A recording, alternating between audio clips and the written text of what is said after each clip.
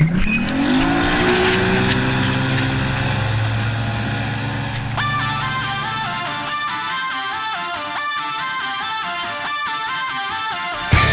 Eyes on Fishing with Mitch Peterson, Josh Sheldon, and Brad Qualley, leading you to the next level.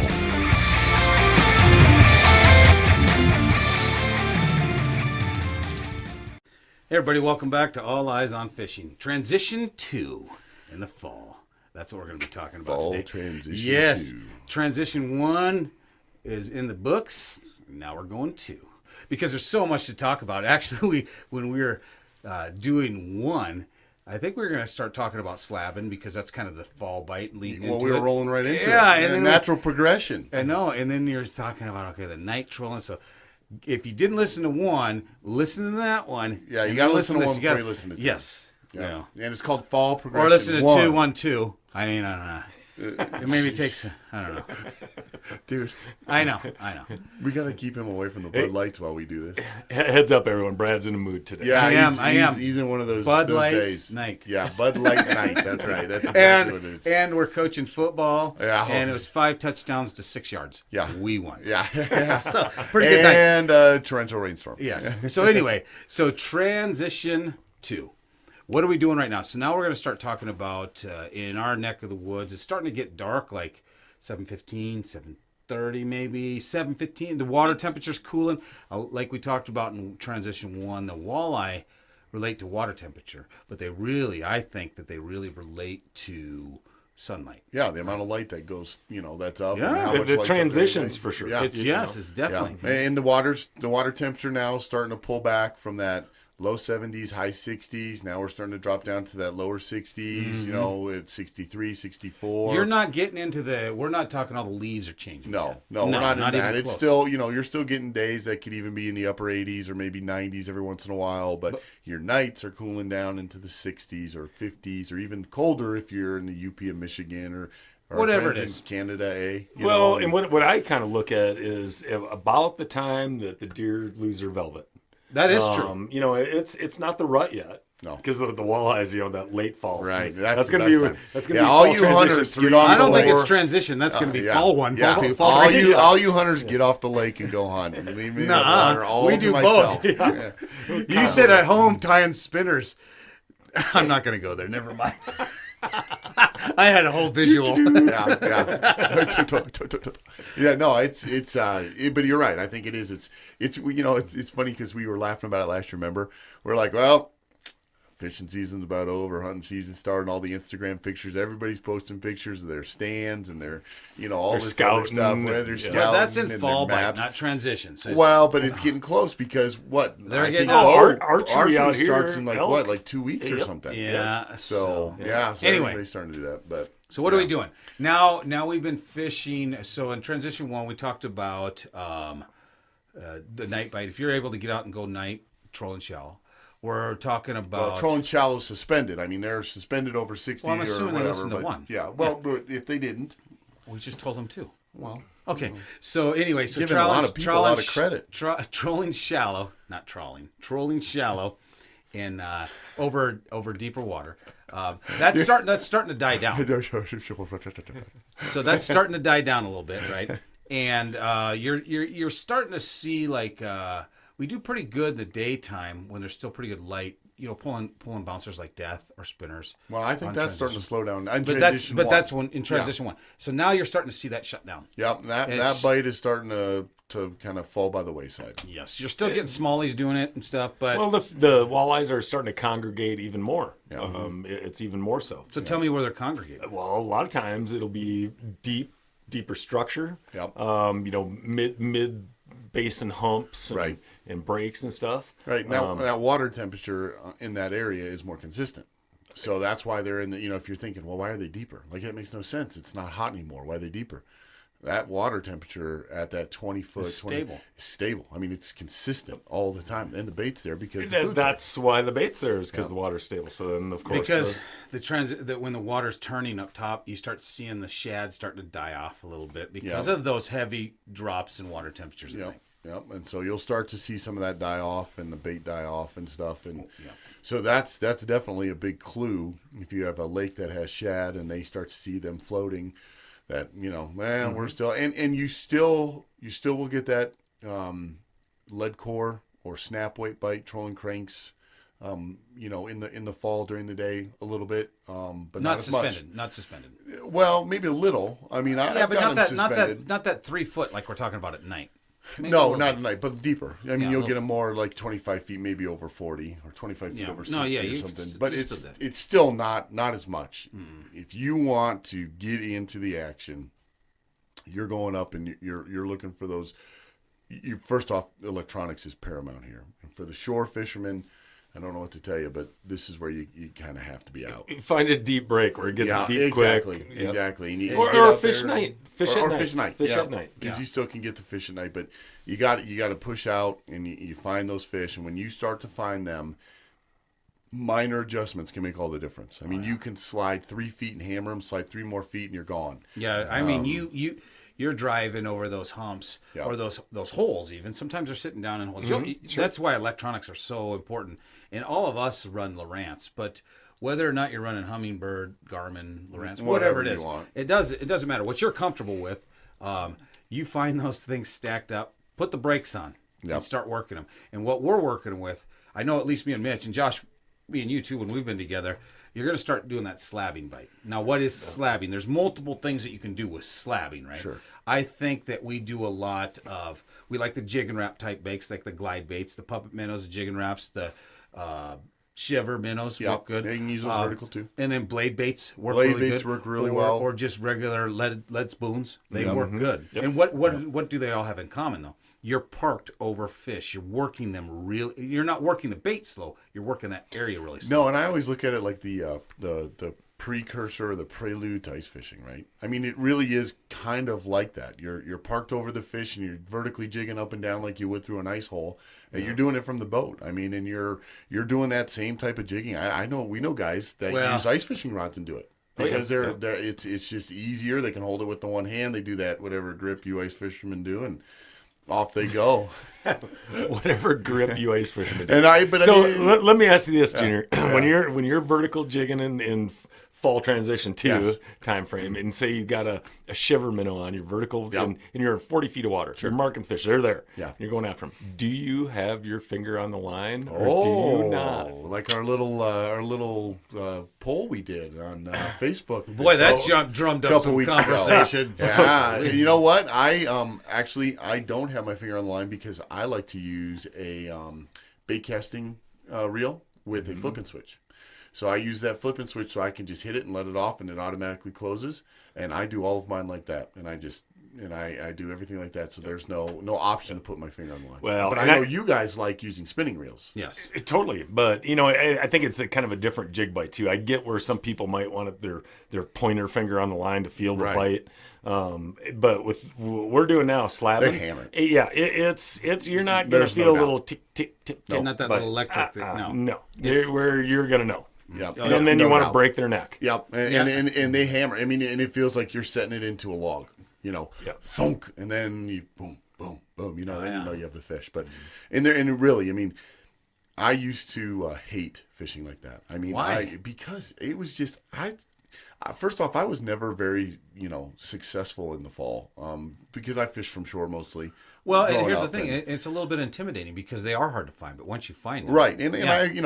I was the same way. Yeah. I mean, we all had that learning curve to that Absolutely. early fall bite. Well, and I think fall, we got football, we Yeah. got hunting. It's hard to fit in the fishing, Sure. unless you're really just into Sure. fishing like we are. Yeah, and it was more, I mean, fall was just such a busy time, and if I was younger, I was going back to school, I was playing sports. I mean, just fall kind of fell by the wayside.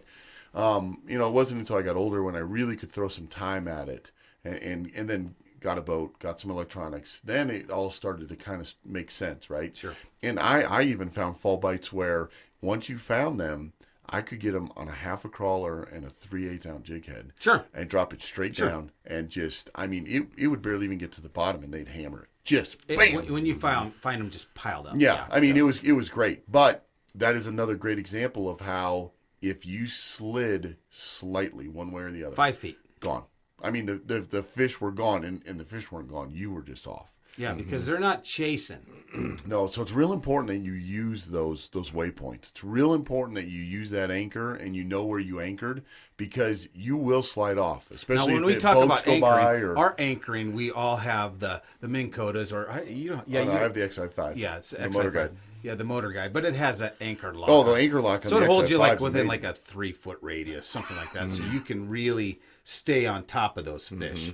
And the fish do slide around a little bit. They're not just all hunkered down right there, but it's important to try to stay on the fish. If you're marking a pile and you're slabbing them and they leave, they might only went 20 feet. Just Yes. start cruising again. Jog, There you are. jog left, jog right. Just look for them, Yes. because and I call it the wolf pack, right? So it's a wolf pack feeding mentality. They're all in that pack down there. You just have to, if you stuck it right in the middle of the wolf pack, man, there's a good chance you're going to get bit. Competition. Just Right, they're on it, right? If you're off to the side, the wolf pack may not even care. It's too much work. So let me ask you guys this, because this is something. I think before we get into that, though, I want to talk Here he about... goes interrupting you No, again, dude. I want Mitch, do you feel like a stepchild? You know what? No. I'm looking. You at look the, like one. I'm looking at the timer, and we're 10 minutes in, and I want to talk about PonchoOutdoors.com. Let's talk about Let's talk about PonchoOutdoors.com. Poncho Outdoors. See, It's so now it's Poncho not so Outdoors bad. time. It That's is. right. It's Poncho time. It's Poncho time. It's Poncho time. So And- PonchoOutdoors.com. A few weeks ago, Josh, we've had the shirt before, right? But you got a new one. I got a new one. I got one of their new releases. Being a Poncho Outdoor fan, they send us some things first. So, got a new shirt and like it. It's great. Yeah. And- What's really good about it is, and we've talked about this in other podcasts, is just the fit that it has for both big and small guys. Yeah. And For sure, big guys that fit, they fit Yeah. good. Yeah. Well, yeah. And you know what? I'm really big on this because we spend so much We time know on the you're really water. big. I spend so much time on the water that I'm always, and Mitch is too, we're sunscreen fools. Yeah, And yeah. what's nice about these shirts is they do have that protection, that UPF 50. It's awesome. Yeah. I mean, it just keeps you safe on the water, right? Well, I I noticed, and I didn't really notice it up until I put it on, but for the guys that fly fish and the guys that are fly fishing guides, they have a great kind of a chest pocket that's vertical. Well, the magnet ones or the ones off the side to the left? Zippers. Zipper- It's off yeah, to the the zipper. side, and you can put your hand in, kind of great to hold your tippets or a small, container of flies or something. I mean, you can just slide it right in there. You don't ever have to get off the water. You don't have to come out of the stream. Mm-hmm. I mean, it really is. That shirt's designed really for the Western fly fishing. The one I bought, the model I bought is that I Western think fly they work fishing good shirt. for the guide shirts too, just Yeah. because if you're going to be out there. So anyway, PonchoOutdoors.com, check them out, and if you use the promo code All Eyes Fishing, Get a free hat. free hat. Free hat. That's Poncho perfect. And they got a Outdoors. 100% guarantee. Send it back if you don't like it, but you're not going to send it back. Nope. So Nope. anyway, Mitch, your story. What is it? Well, I was curious. So say you're watching your sonar, you see a wolf pack. Yep. Let's just call them Wolfpacks. I know. I like that. Wolfpack. I mean, it really Wolfpack. is a We good. should trademark that. You know, That's probably not it. the legs feed the wolf. So, do the Well, fins feed the wolf when we're talking about? Well, Never mind. You had to see the. You had to see the movie. Yeah, that was a little. Anyway, so Is that a Minnesota thing? no, Stupid. it is actually. Anyway, you guys. So say you see your wolf pack. They're all there, perfect arches. You couldn't draw it better on your lines. Right. And you drop down, and nothing. Yeah. What do you do? How long are you going to sit there and work that pack? What are you going to do? Are you going to just sit there and be, no, I'm going to make them bite? Yeah. Well, I'm gonna work them until I just get. I mean, they're gonna get some concentrated effort because it is that almost more of a reaction. Well, okay, so I get that. I'd do the same thing, Yeah. but would you just stick with that same bait? Would you No. switch No, it up? I'm switching. And if I'm doing it, I have that arsenal laid out, right? I've got, since I do like to use the different reels and the combos and like what you guys do, I have 4 of them and I'll set them all up with the different. I'll have a glide bait, I'll have a blade bait, I'll have a jig and spoon or 2 types of jig and spoons, and I'm rolling through. I'm rolling through until you do it. And then if I get real crazy and I'm feeling real coordinated, I'll do one off each side. And I'll use both hands and we'll start to see what happens. You know? Yeah, here in Colorado, we get to fish with 2 rods. Right. You buy a second rod stand, but like in Minnesota and a lot of other states, you can only fish 1 rod. Sure. Well, I tell you what, here's one thing that I took from ice fishing, and I kind of applied it vertical jigging like this with just a Castmaster. And which, by the way, is basic but really effective. Oh yeah, that's the thing. It's like a Coca-Cola Daredevil. Right. I mean, you better have one just because you need. Yeah, everybody does. I'm a bigger fan of the chrome for some reason. Yeah, well, I'm a Chrome Castmaster. That's what I'm talking about. Yeah. We were talking Daredevils. You know, and the great thing about those Daredevils is if you don't catch any fish on them, they're perfect to put in your mount, right? It seems like everybody you walk into their house in the Midwest, they've got a Chrome or the Coca-Cola Daredevil hanging out of the salmon mouth or something. So anyways, I ice fishing. I take off that treble a lot. I'll have a setup like this and put on probably a 3-inch dropper of fluorocarbon to just a single wide gap hook, just like what I use Lindy rigging on my bait rigging in the spring. That's a good tip. Well, I tell you, it kind of goes into, say they are a little negative for whatever reason, or not chomping, and you're hammering them like you do a lot of times at this time. Nope, that little subtle. So just like with ice fishing, it's almost short striking. You've got that Castmaster doing a lot of action, vibration, noise, and everything. Might bring them in close, but there's you put a minnow head on that bear hook, an eyeball or something. Yep, I'm telling you, just that little bit of scent. That a lot of times that's all it takes, and they're gonna bite. They're gonna go after it. And I've also noticed too. It's important for guys to vary their how aggressive they are with their jerking it up off the bottom. So if you you have that school of fish, that wolf pack, and you're not getting it right, if you ever notice the guys, you change it up big time. So I mean, you're only going 2 inches and it's sharp, boom, boom, boom, and that bait is just barely coming up and dropping down, barely coming up and dropping down. You will notice a lot of guys who do that will be more successful when it's a little bit tougher. Oh, it goes right into that. The big one, then coming up a foot or 8 inches or something. So again, ice fishing in crystal clear water, you can see it. Say you're not too deep, I can see what's going on. I can look down my hole and watch.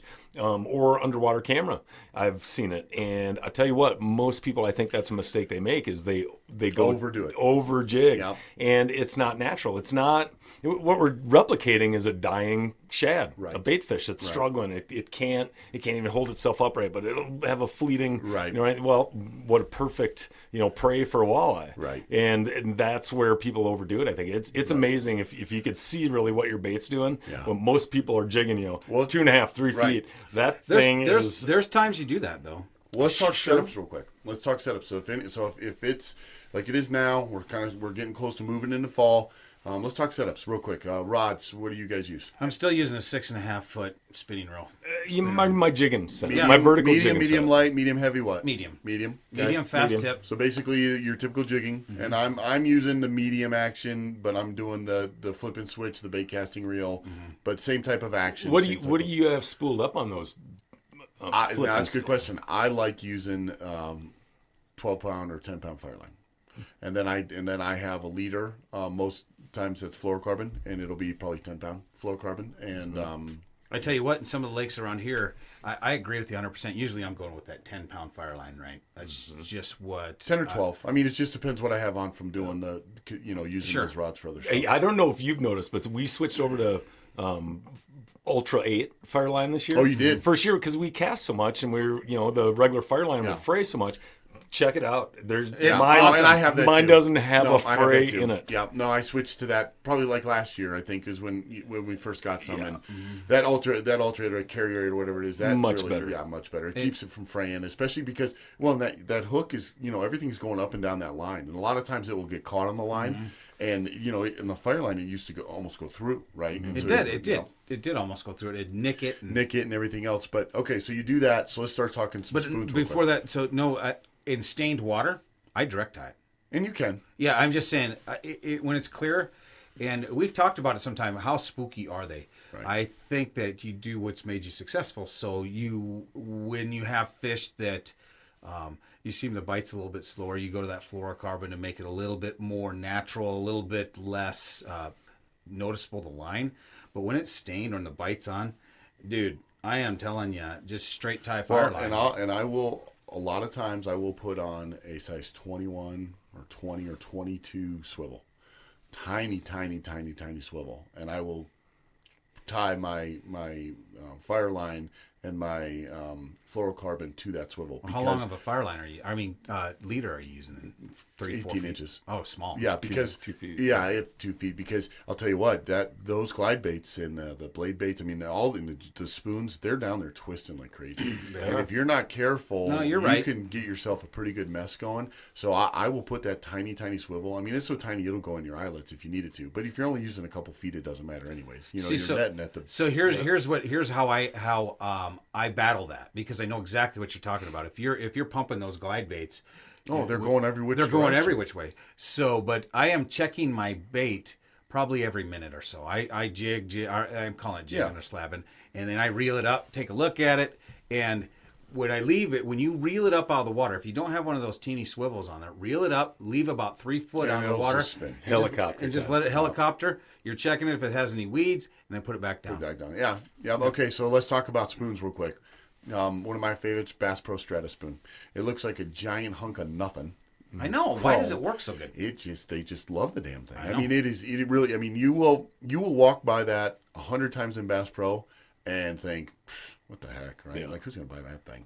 I've got a whole box full. I mean, just all different types, white, green. I mean, I love them. I think that's a predominant spoon that we're going to be using now. Now, how about for blade baits? I like the Bass Pro XPS. The Bass Pro XPS are the best blade baits. So that and in the Hebron or whatever. Hebron? Yeah. I think that's how it is. Yeah, I think that's what it is. Those are great, and then the Castmasters are still a good choice. And then there's a bunch of them. Some of the Real Image ones, even the Cabela's brand Real Image ones, are fairly decent. I like to use enough weight. There's nothing worse than trying to fish I think vertically. that's a problem that guys have. Is they try to go too light. Well, see, and here's the thing: when you're marking those fish, you might find them stacked in 25, and now all of a sudden they're gone. The wolf pack is gone, and now you're finding them in 38. Right.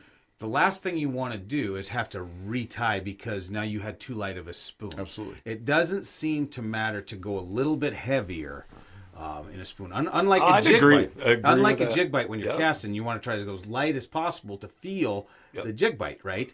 But not in spoons. I haven't noticed that. No, I would go a little bit heavier Yeah. because you're going to be working anywhere from, let's just say that 25 to 40 feet. Now you are able to accomplish Yeah. the same and thing. if you go too light on your fluorocarbon, if you go too light on the fluorocarbon, it will get caught on the hooks more. The stiffer fluorocarbon keeps it more straight up and down. It doesn't let it loop up as easy. So that's another little trick. I go at least 10.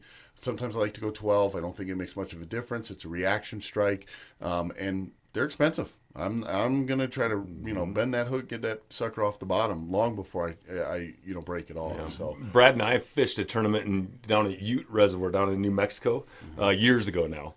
But in the bait shop, the local bait shop, it sounds like that reservoir gets a hot December slabbing bite. which is Like- true a lot of places. Lake McConaughey in Nebraska does the same. Yeah, yep. So it never gets ice, of course, but so it turns on. It sounds like in December, which we need to get down there and give it a try. we But were a few weeks early. yeah, in the bait shop, they had these custom spoons. Who knows? And they're made by Farmer Jim, down the road. But they're like painted white glow. These things probably were an ounce and a half. Yeah.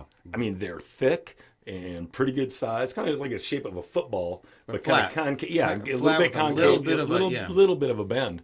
But that's the hot ticket right there. Yeah. Well, they work here too. Yeah. And and they it's are funny. they're And heavy. And isn't it funny? You can find those spoons at these little places that are not really name brand, kind of obscure. But with spoons, usually if they work one place, they're going to work another. They are. Like I think we can. We have some friends of ours that pour spoons, right? That we all know, and they don't look like much. They're not painted super great.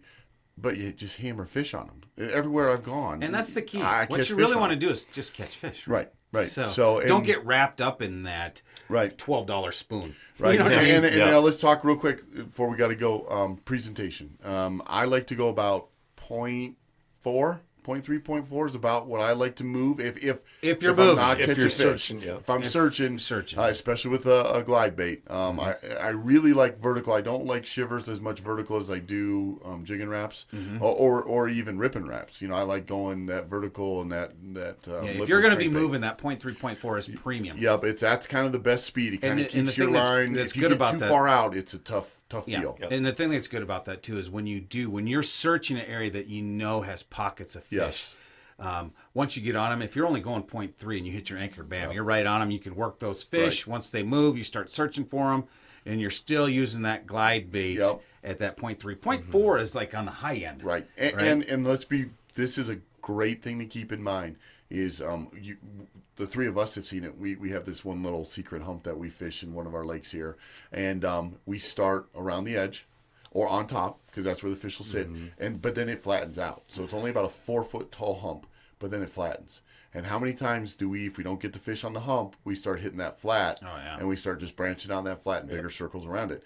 That's something to remember is as we start going closer to fall, those fish are going to start to move off some of this structure, and they'll be in wolf packs out in the flats too. And so if we start to search those flats, all of a sudden, man, I've got a fish. Mitch has got a fish on the other side. Well, there's several times that we'll go out for 3-4 hours, and the first hour and a half we're searching. We're like, where are all the fish? Yes. And then you find them, and all of a sudden you had a 50-fish day. Yeah. I was just going to say electronics. It's the key right now. Yep. And I don't like always keeping my path on, on your Lowrance on your map. It'll clutter up your map and you can't quite see some stuff. Oh, your trails? Your trails. And, but I put it on for this. Hey, here's one other thing. And this happened to me. So I got on some fish, drifted off. I caught one, whatever. The wind blew me off of it. Yeah. So I went back for it, right on my waypoint. Well, guess what? And then I wouldn't get any fish. I was like, what's going on? Yeah. Sure enough, I zoomed in my map. Yeah. I was off my waypoint. Yeah. So remember that. If you're fishing a spot on a spot, zoom it in so you really are on your waypoint. Because when it's zoomed out, it'll look like you're right on it, but you might be 15, 20 feet off of it. Yep, the detail. I mean, you really kind of have to start to focus on details now because it could be the difference, like you said, between a fish here, a fish there, and then you sit on top of them and just load up. Yep. So this time of year, we're slabbing. We're using glide baits. We're using blade baits. We're using all kinds just of totally dropped off, man. Yeah. But that's what we're vertical using, is our presentation. Vertical's More and our more, we're going more and more vertical. That's right. Yeah. So, tape the game and watch it when you get home. That's the hardest part, man. Is I think we're gonna stink this year, so that we. No, he's talking about the Denver Broncos, not the Minnesota Vikings. whatever. So anyway, I think you're going to stink this year too. Hey, we're going to wrap this one up. Thanks for listening to us. Let me thank you for Case Keenum. By yeah, and share. You're welcome. And sharing us. Yeah, share us, everyone. We appreciate that. Yeah, and hey, you know check what? out our. Go ahead. I was just gonna say, we appreciate everything, and we're doing pretty well with people buying shirts and hats and stickers, and it's pretty awesome. So go look, you guys. We got a ton of great stuff. As much as we talk about the stuff that we have a whole line of sweatshirts, hoodie, crew neck. That's perfect for these fall times. Come order a sweatshirt. We'll order it. We'll get it done up, and we'll get it sent out to you. Yeah. No. So from everybody here, thanks a lot. Thanks.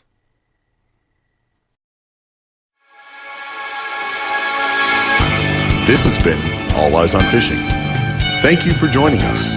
Join us again next time, where we discuss all of your favorite fishing topics. Follow us on Instagram, Facebook, and Twitter. Check out our videos on YouTube, or read our blog at alleyesonfishing.com. All Eyes on Fishing, leading you to the next level.